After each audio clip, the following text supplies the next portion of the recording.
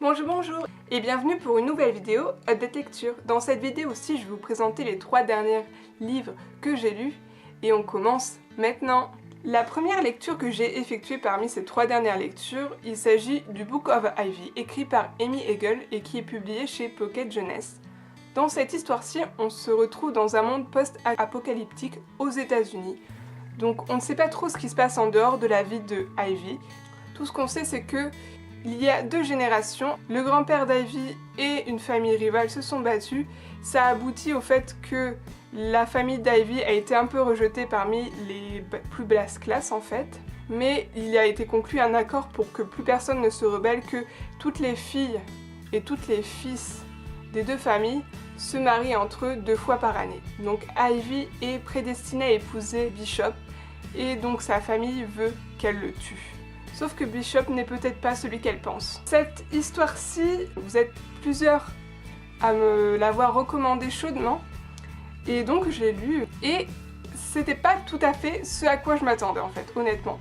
Je pensais trouver une dystopie vraiment politique, avec beaucoup d'action, mais en fait c'était pas vraiment ça, c'était plus axé sur les sentiments, plus sur la relation entre Ivy et Bishop.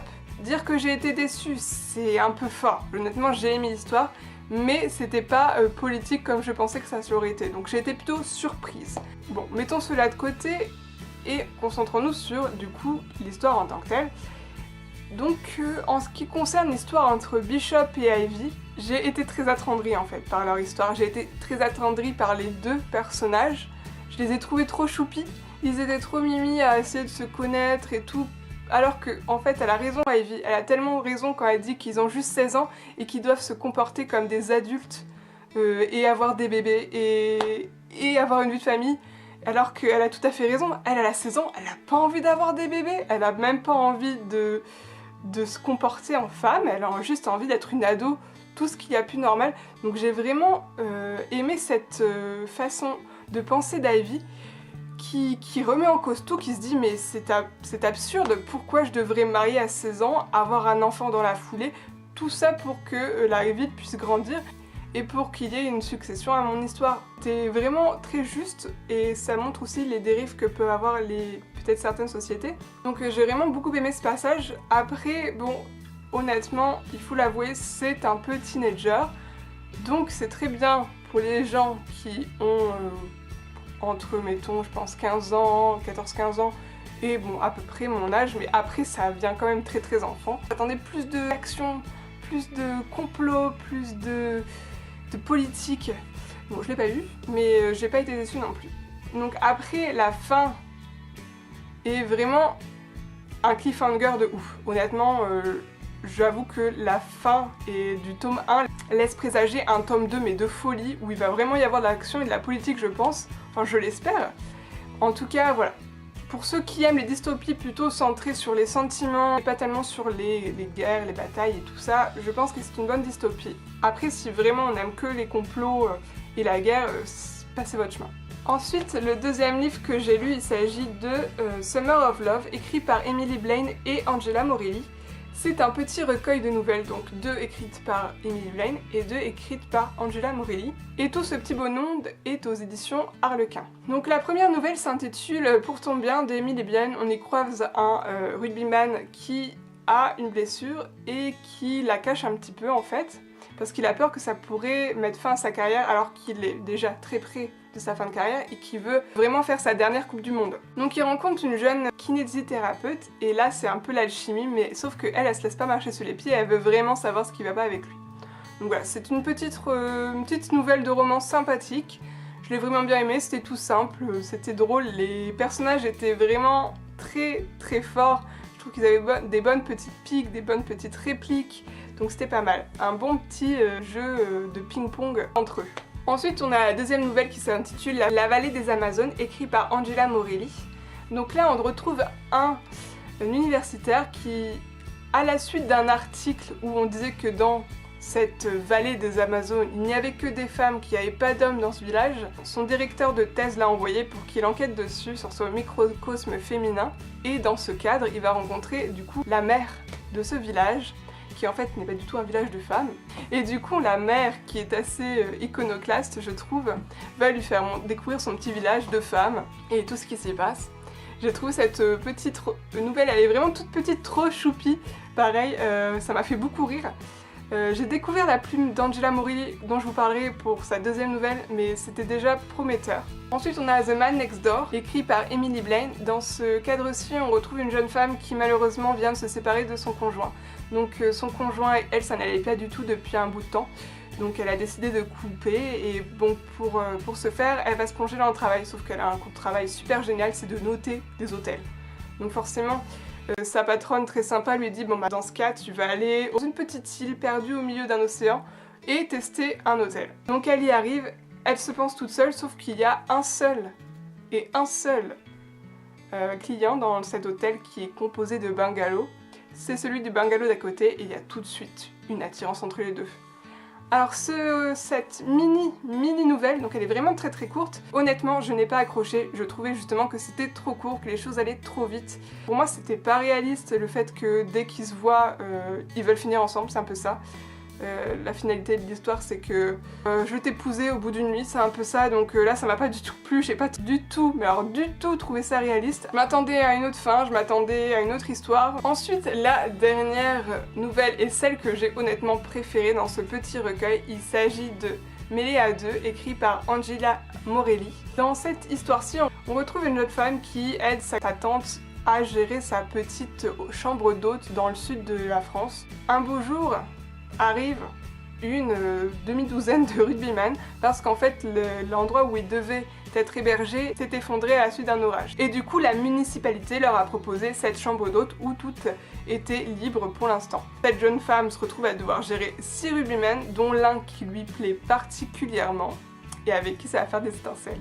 Donc cette romance-là, je l'ai vraiment beaucoup aimée, c'est une petite nouvelle, en fait elle m'a fait mourir de rire. J'ai adoré l'héroïne, je l'ai trouvée morte de rire, il lui arrive toujours des petites aventures. Autant dans la première nouvelle décrite par Angela Morelli, La vallée des Amazones, j'avais beaucoup souri, autant là j'ai eu des grosses barres de rire. Transmettre autant de rire dans une si petite nouvelle, j'étais vraiment trop ravie.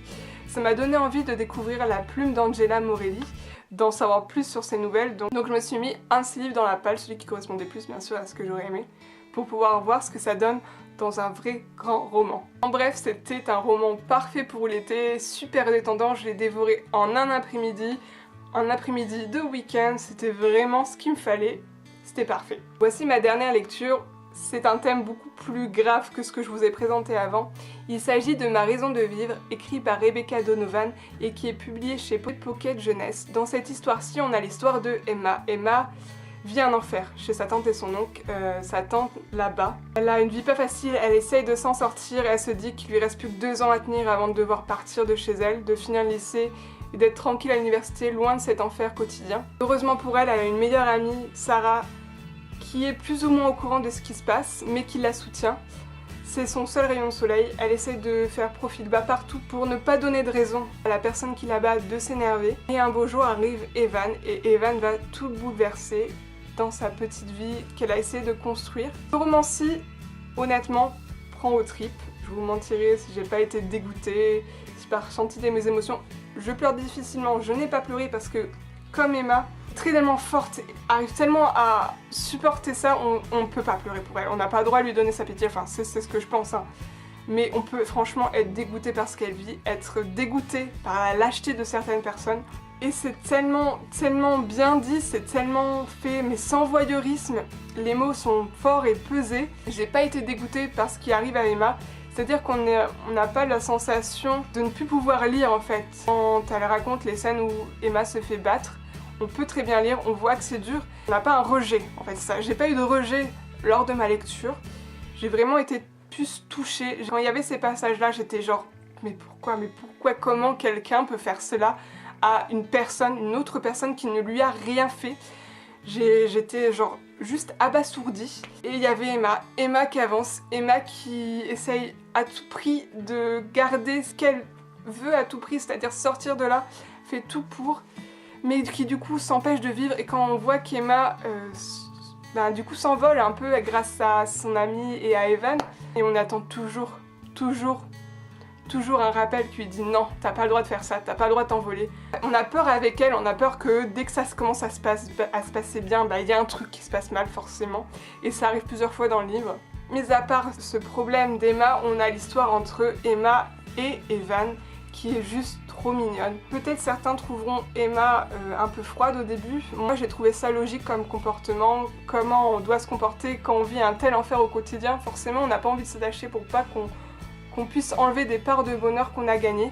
Je vais m'arrêter là pour la description du roman, mais c'est vraiment un roman qui traite parfaitement bien d'adolescence, de tout ce qui est violence domestique, et qui raconte parfaitement bien pourquoi Emma se le laisse marcher sur les pieds comme ça, pourquoi elle n'arrive pas à le dire.